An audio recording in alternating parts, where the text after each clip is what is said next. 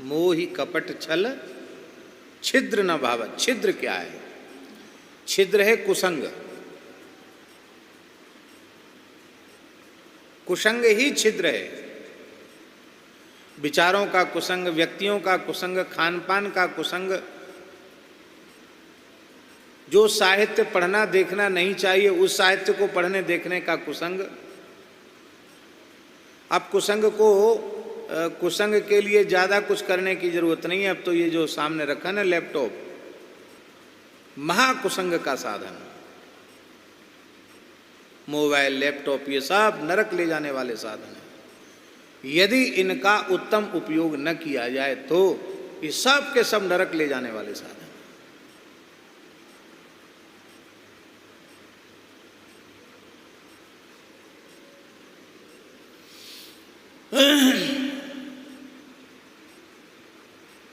हमारी चले तो हम तो पहले ही कानून बनावे कि कम से कम साधु तो इसको छुए ही नहीं, इस उपकरण को। इतनी बुरी चीज है।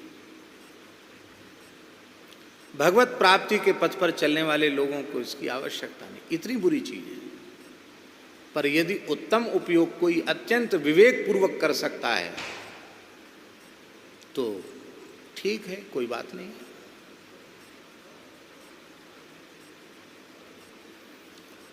एक महात्मा ने हमसे कहा कि आप यात्रा करते हैं और दुनिया भर की पुस्तकें लाद के चलते हैं। हम पढ़ते नहीं हैं, लेकिन हमारा एक अभ्यास है कि ग्रंथ रहेंगे। मान लो हमारी इच्छा हुई देखने की तो हम किससे मांगने जाएंगे?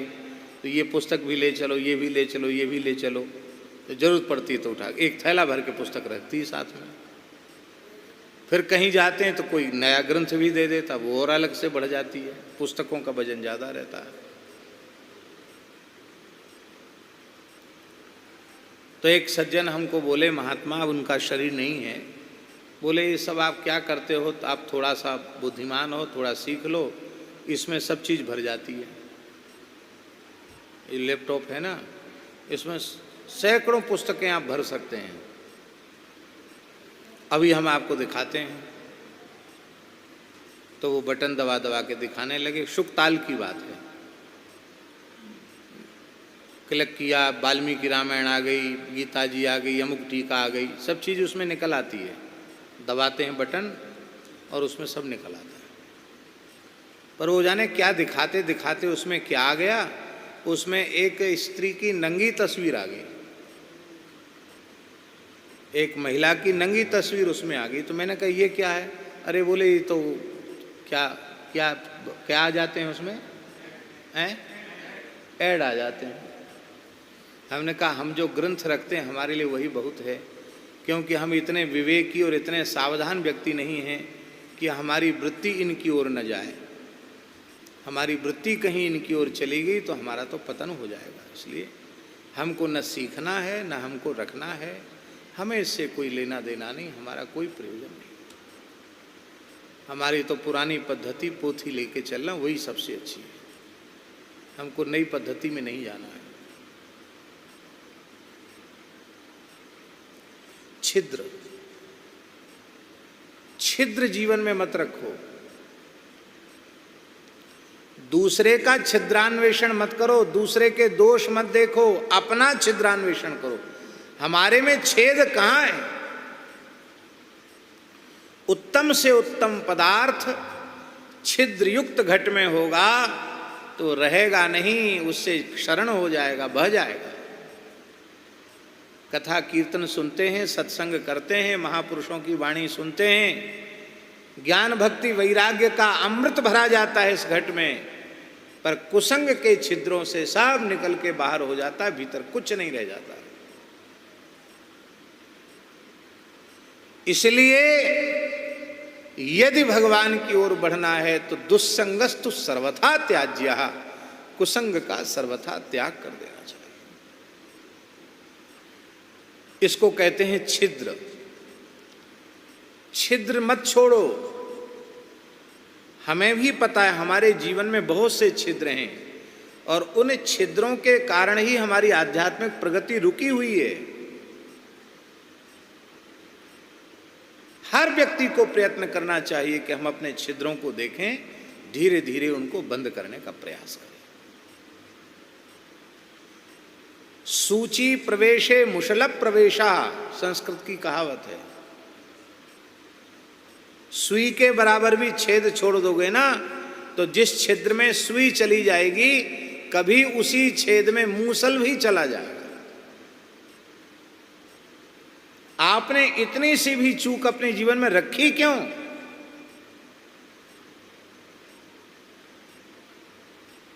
उस चूक से पतन हो जाएगा।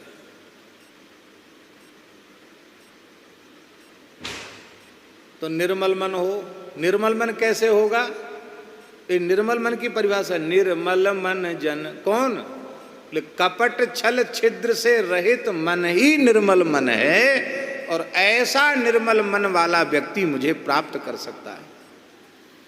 इसका मतलब है भगवान की भक्ति का तात्पर्य है छल कपट और छिद्र से रहित होकर के भगवान से प्रेम करना, भगवान में मन को लगाना। पर हम भगवान में मन को लगाने का केवल स्वांग रचते हैं, नाटक मात्र करते हैं। वस्तुतः न हमारे जीवन का छल गया, न कपट गया, न हमारे जीवन का छिद्र गया। इसलिए भक्तमाल के टीकाकार प्रियादास जी महाराज ने भक्त को परिभाषित करते हुए कहा, हरिगुरु दासन सो साचो सोई भक्त सही, गही एक टेक फेर उरते न टरी है। भक्त कौन है? बोले हरि गुरु और दास, माने हरि गुरु और संत, इन तीनों के साथ सर्वथा निश्चल निष्कपट व्यवहार करे और भक्ति के एक दृढ़ता प्रतिज्ञा धारण कर ले, फिर प्राणपण से उसका निर्वाह करे, फिर उसका कभी त्याग न करे।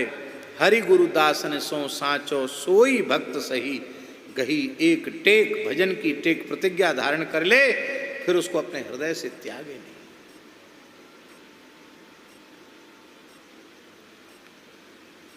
पर ईमानदारी से हमारे अपने व्यक्तिगत जीवन में कुछ भी नहीं है, इसलिए ये सब किया कराया कोरा नाटक बन के ही रह जाता है, हाथ हमारे कुछ लगता नहीं। इसलिए श्री भगवत रसिक जी महाराज ने कहा, सांच बिना हरि हाथ न आवे, सब रहनी है ढीली। जीवन में यदि सच्चाई नहीं है तो भगवान हाथ नहीं आवेंगे, तुम्हारी सारी की सारी रहनी ढीली है।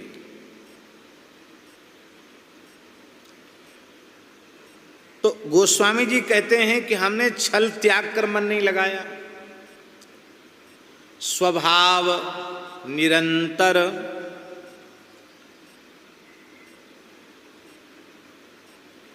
इसका मतलब छल कपट त्याग कर मन को लगाना चाहिए। स्वाभाविक रूप से हमारा मन वहां लगा रहना चाहिए। स्वाभाविक रूप से हमारा मन भोगों में लग रहा है और अस्वाभाविक रूप से हम भगवान में लगाना चाहते हैं।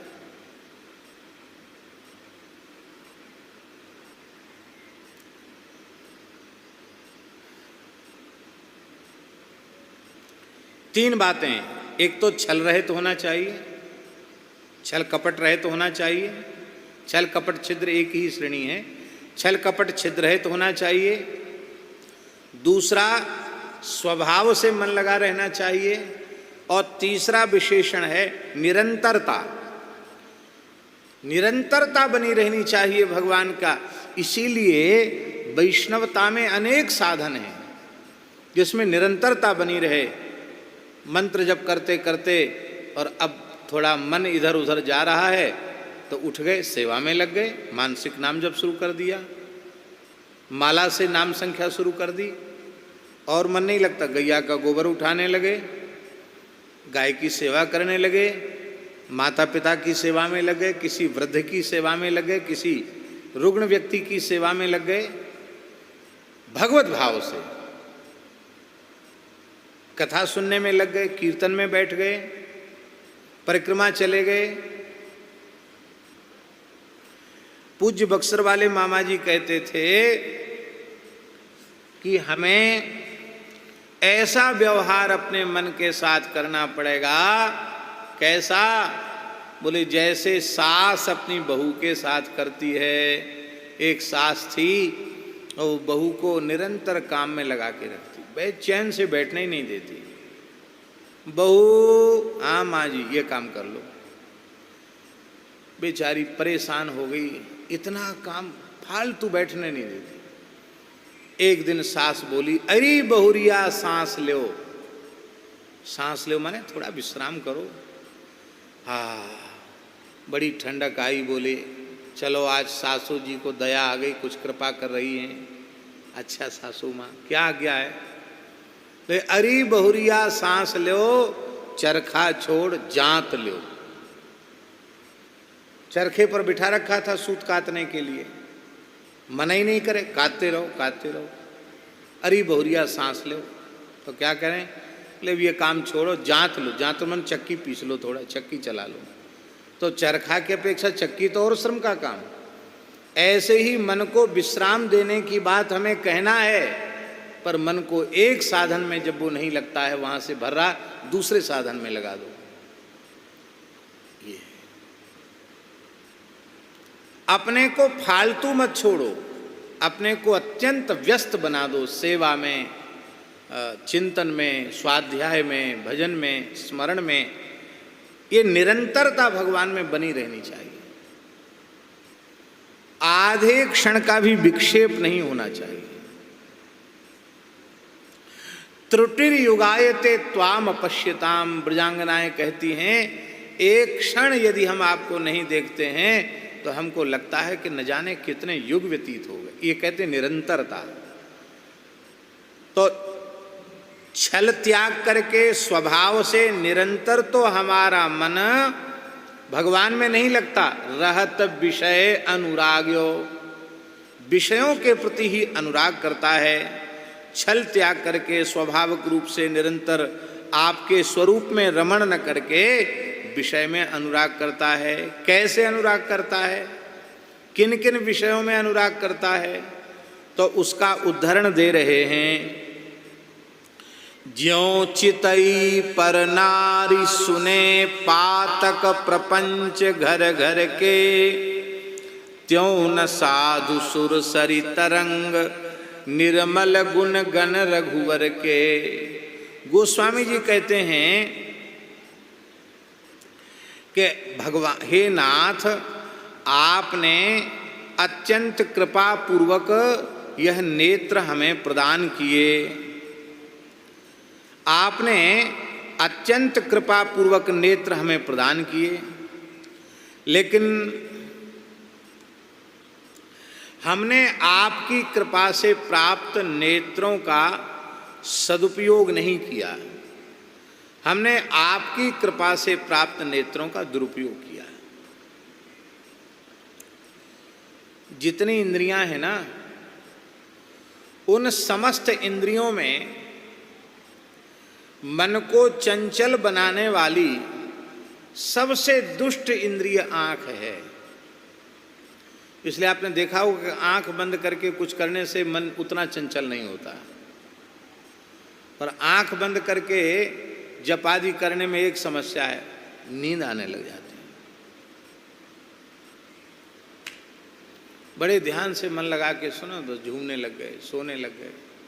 सोते सोते एक आध घंटा निकल गया। अब जो समय सोने में चला गया, हो सकता वही समय हमारे कल्याण की कोई बात हम सुनने से वंचित रह गए, तो कितना बड़ा घाटा हुआ।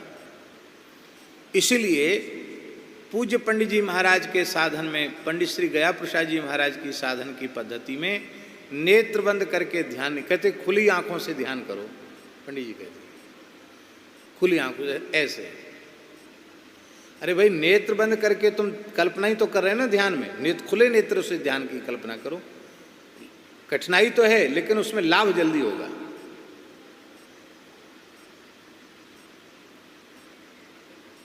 आंख से यदि भगवान का दर्शन नहीं हुआ तो ये आंख न जाने किस मलमूत्र के गड्ढे में ले जाकर पटक देगी, नहीं कहा जा सकता। मूर्ख को नहीं, पढ़े लिखे विद्वान बुद्धिमान व्यक्ति को भी किस मलमूत्र के भांड में ले जाकर गिराएगी, नहीं कहा जा सकता। अरे संसार के जो रूप हैं जिनके पीछे मनुष्य पागल बनता है, वे मलमूत्र के बर्तन ही तो हैं, और है क्या?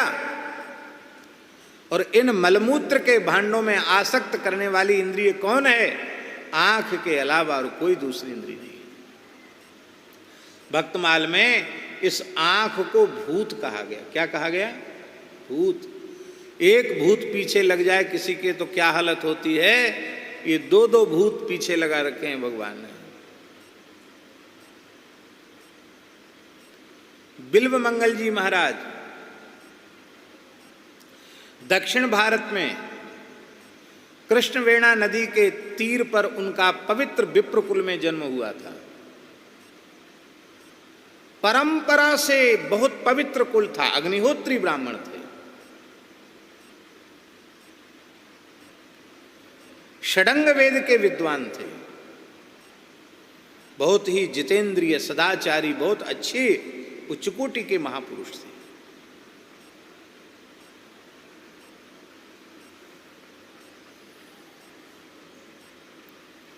समिधा संग्रह के लिए ही गए थे, पर एक बगीचा था, उद्यान था, वहां महल बना हुआ था, वहां कुछ संगीत का स्वर सुनाई पड़ा, संगीत का आकर्षण हुआ, उस आकर्षण से खिंचे हुए चले गए, क्योंकि स्वयं संगीत के मर्मज्ञ थे, वो विद्वान थे, संगीत जानते थे, गाना बजाना सब उनको आता था, राग रागनी का सबका ज्ञान था बिल्वमंगल जी को, क्योंकि वह भी एक विद्या तो है ही है, शास्त्रीय संगीत।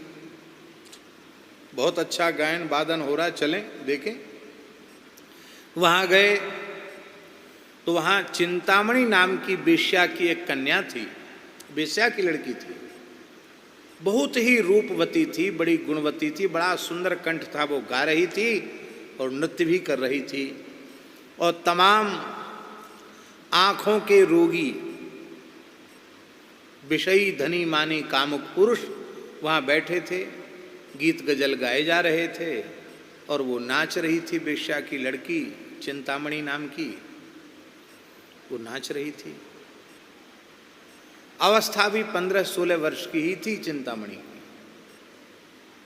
और इन्होंने जाकर उस नृत्य गान को देखा तो इनके मन में आया कि भाई रूप और कला और कंठ ये सब बहुत उत्कृष्ट कोटि के हैं, लेकिन जितना बढ़िया ये नाच रही है और गा रही है, उतना बढ़िया संगत करने वाला पखावज नहीं बजा रहा है। बढ़िया पखावज बजाया जाए तो क्या होगा, फिर तो क्या कहना है उसको।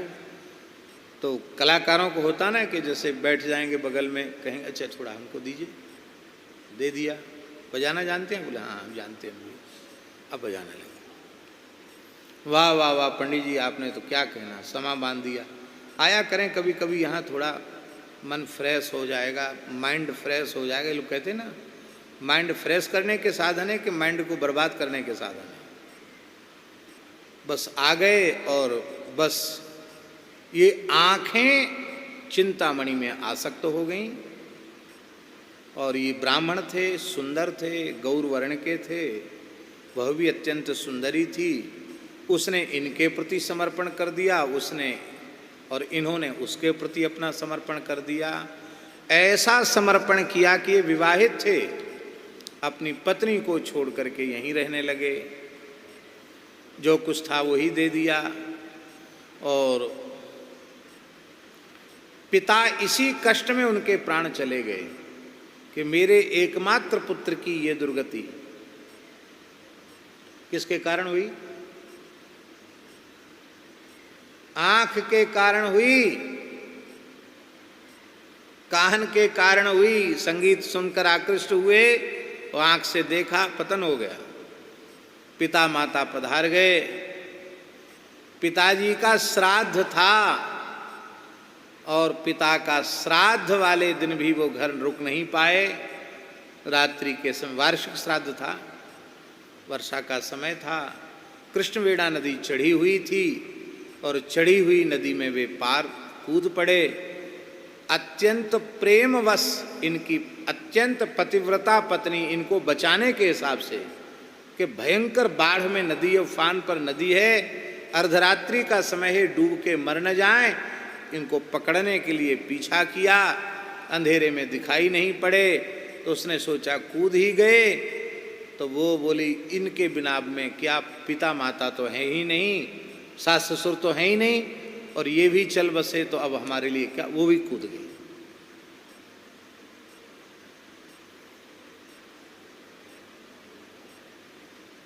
मर गई।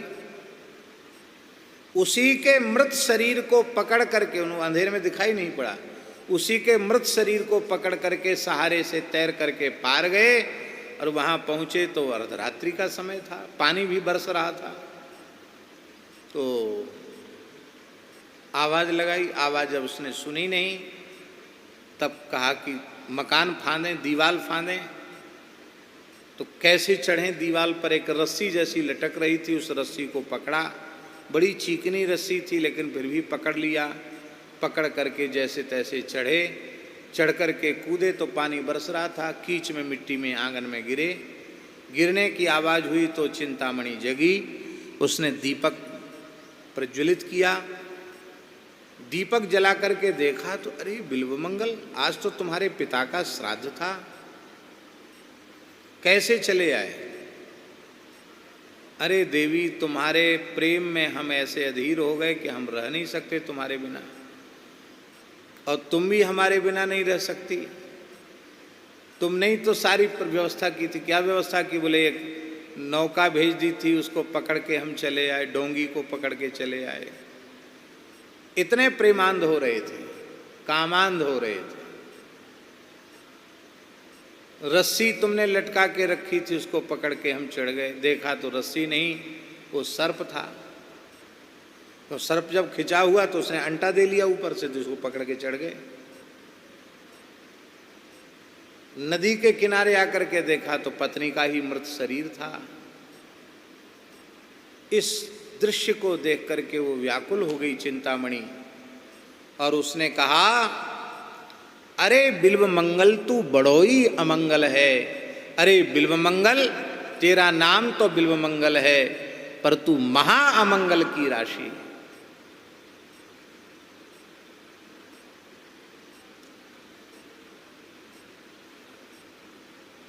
किसने तेरा नाम बिल्वमंगल रख दिया? कफ, खखार, मलमूत्र जिसमें भरे हुए हैं, एक एक छिद्र से गंदगी निकल रही है, उस शरीर में तू इतना आसक्त हो रहा है। अरे सच्चिदानंद श्री कृष्ण से प्रेम करता, इससे चौथाई प्रेम भी तेरा कृष्ण से हो जाता तो तेरा काम बन जाता। लेकिन तेरे जैसे कामांध व्यक्ति से मैं प्रेम नहीं कर सकती।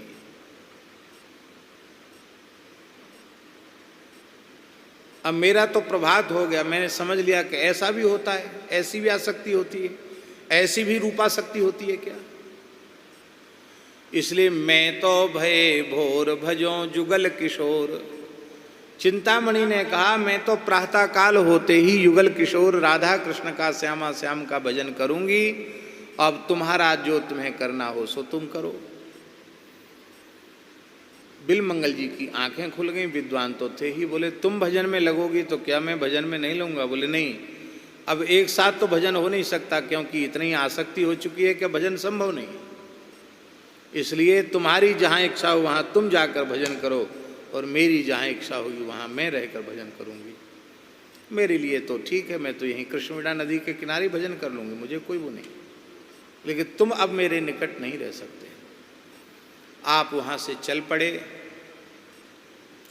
एक सोमगिरी नाम के महापुरुष थे, उनसे दीक्षा ले ली कृष्ण मंत्र की, और वे ऐसे रस में भीजे हुए महापुरुष थे कि उनकी कृपा से इनको भगवान में इतना प्रेम हो गया कि दिव्य भगवान की लीलाओं की अनुभूतियां होने लग गईं। अब भगवत विरह जगा और भगवान की ओर बोले अब तो वृंदावन जाना है, उसके बिना, वृंदावन के बिना प्राण छटपटाने लगे, मेरे प्राण ही निकल जाएंगे। गुरुजी ने कहा बहुत ध्यान से सुनो ये सब बातें, अपना हठ नहीं करना चाहिए कि हम चित्रकूट चले जाएंगे, हम विंध्याचल चले जाएंगे, हम बनारस चले जाएंगे, हम प्रयाग चले जाएंगे भजन करने के लिए। नहीं, गुरुजी जब तुम्हारी पात्रता देखेंगे और वे प्रसन्न होकर स्वयं आज्ञा करेंगे अब तुम वहां जाकर साधन करो, तो थोड़े से साधन में भी सिद्धि हो जाएगी। वो न समझेंगे कि तुम साधन कर सकते हो एकांत में रह के कि नहीं। सोमगिरी जी का मत था कि अभी ये वहां जाने लायक नहीं है, अभी परिपक्व नहीं है, यहीं रहकर साधन करना चाहिए। लेकिन इनकी व्यकलता बढ़ी हुई थी। और ठीक है, तुम्हारा ज़्यादा मन है तो जैसी तुम्हारी इच्छा जाओ, जैसी तुम्हारी इच्छा जाओ। यदि सदगुरु भगवान का आदेश लेकर निकले होते तो बीच में जो पतन वाली बात है वो नहीं आती, पर वो निकल गए।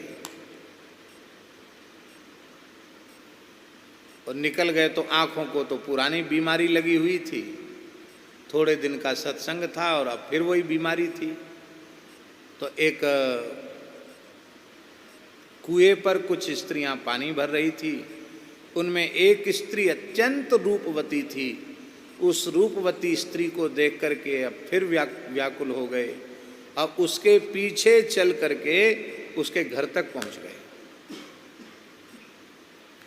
माताओं में बड़ी शक्ति होती है, शक्ति स्वरूपा तो है ही है, इनमें बहुत शक्ति होती है पुरुष को पहचानने की।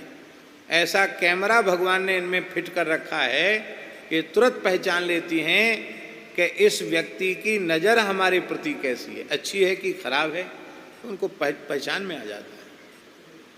वो देवी समझ चुकी थी कि ये ठीक नहीं है, ये साधु का भेष तो बनाया है। सोमगिरी के शिष्य थे, गैरिक वस्त्रों में थे, विरक्त साधु का वेश है, लेकिन ये अच्छा नहीं मालूम पड़ता है। तब मेरे पीछे पीछे लगे आने का क्या प्रयोजन। द्वार पर खड़े थे वो, तो पानी लेके भीतर चली गई। गृहस्थ स्वामी ने कहा कि बाहर संत खड़े हैं, ये क्यों खड़े हैं? अरे बोले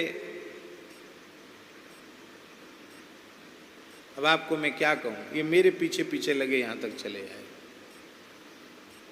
पर धन्य है उस गृहस्थ व्यक्ति की संत वेश में कैसी श्रद्धा होगी। कहा देखो यति रूप में साक्षात भगवान पधारे हैं, हमें इनका स्वागत करना चाहिए, इनके प्रति अभाव वाली बात तुम्हारे मन में नहीं आनी चाहिए। प्रणाम किया, आओ महाराज द्वार पर क्यों, भीतर आओ। बैठक में बिठाया, चरण धोए, अर्घपाद्य आदि निवेदित किया। आप कुछ बोल नहीं रहे थे, तब अपनी पत्नी से कहा कि देवी पूछ के आओ क्या इनकी इच्छा है, क्या चाहिए इनको। तो पत्नी आई, महाराज प्रणाम, मेरे लिए कोई आज्ञा हो तो बताइए। ये जो ज्वर होता है ना, काम ज्वर आदि, ये ज़्यादा देर तक नहीं रहता है, तो उतर भी जाता है। वे मन में विचार करने लगे, कहाँ पैदा हुए थे, कैसे चक्कर में फंसे, फिर क्या हुआ, और अब साधु सन्यासी बने, विरक्त हो गए, फिर भी ये दुष्ट इंद्री ने हमको यहाँ लाकर पटक दिया। बड़े दुखी हो रहे थे। मुझे मार पड़नी चाहिए थी, मेरा अपमान होना चाहिए था। धन्य है इस गृहस्थ को, हम कायवाद के साधु, सच्चा साधु तो ये गृहस्थ है। इस प्रकार से आपका मन आत्मग्लानि से भर रहा था, इसलिए कुछ बोल नहीं रहे थे।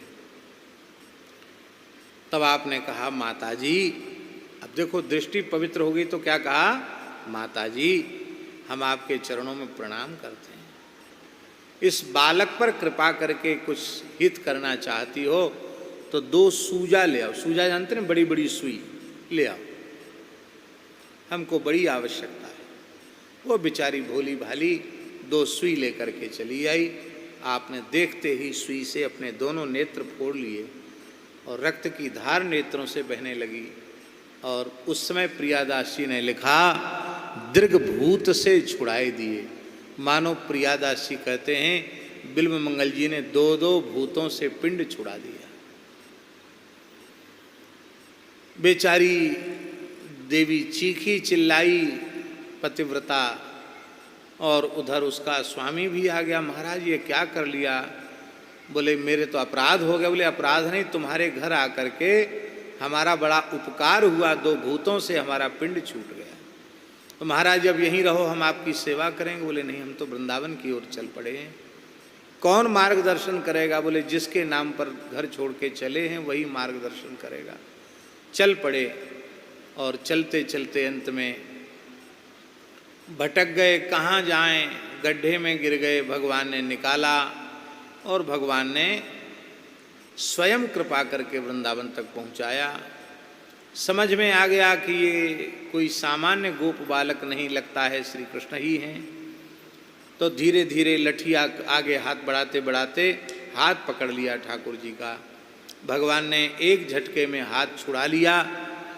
और उस समय बिलमंगल जी का श्लोक है कृष्ण कर्णामृत का, हस्तमुत्क्षिप्य यातोसी बलात् कृष्ण किमद्भुतम हृदयात् यदि निर्यासी पौरुषं गणयामि थे। बिलमंगल जी ने कहा, बहुत माखन मिश्री खाई है, बहुत ताकतवर हो, शक्ति संपन्न हो, एक झटके में हाथ छुड़ा लिया नेत्रहीन व्यक्ति से, लेकिन हृदयात् यदि निर्यास, यदि मेरे हृदय से निकल के दिखाओगे तब हम तुम्हारा पौरुष समझेंगे। भगवान ने हृदय से लगा लिया बिलमंगल जी को। कहा, हम बीच मझधार में छोड़ते ही नहीं हैं, वृंदावन आ गया है, वृंदावन दर्शन करो। ले हमारी तो आँख फूट गई, दर्शन क्या करें। तब भगवान ने नेत्रों का स्पर्श किया, पुनः दिव्य नेत्र हो गए। वृंदावन की शोभा को देखा, श्री कृष्ण को नखशिख दर्शन किया, साक्षात राधा रानी प्रकट हो गई, उनका दर्शन हुआ। कहा, हम प्रसन्न हैं, वर मांग लो। बोले बस, जिन नेत्रों ने आपको देख लिया, अब उन नेत्रों से द्वारा संसार नहीं देखना है। और पुनः आपने अपने पूर्वत नेत्रों को ही स्वीकार कर लिया। भगवान ने कहा, यह संभव नहीं है। जो आँखें मुझे देख लेती हैं फिर उनमें संसार समाता ही नहीं है, क्योंकि मैं उन आँखों में समा जाता हूँ। तो एक ये भाव भी है। फिर बिलमंगल जी के नेत्र फिर पूरे जीवन पर्यंत यथावत रहे और खुली नेत्रों से उनको भगवान की लीलाओं का अनुभव होता था। तो आँख इतनी दुष्ट इंद्रिय है। इसलिए गोपियों ने वेणु गीत में कहा, अक्षणवताम फलमिदम न परम विदामः सख्यः पशु ननु विवेशयतोर्वेयस्यै वक्त्रम ब्रजेश सुतयोरनुवेणुजुष्टम यैर्वा निपीत मनुरक्त कटाक्ष मोक्षम। इन आँखों का, आँख वाले होने का यदि एकमात्र कोई श्रेष्ठतम फल है तो वह यही है कि गैया चराते, बंसी बजाते, मंद मंद मुस्कुराते कृष्ण बलराम का दर्शन ये आंखें करें। इसलिए देखहि हम स्वरूप भरी लोचन करहु कृपा प्रणतारति मोचन। हम स्वरूप आंख भर के आपके स्वरूप का दर्शन करें। हे प्रणतारति मोचन, आप ऐसी ही कृपा कीजिए।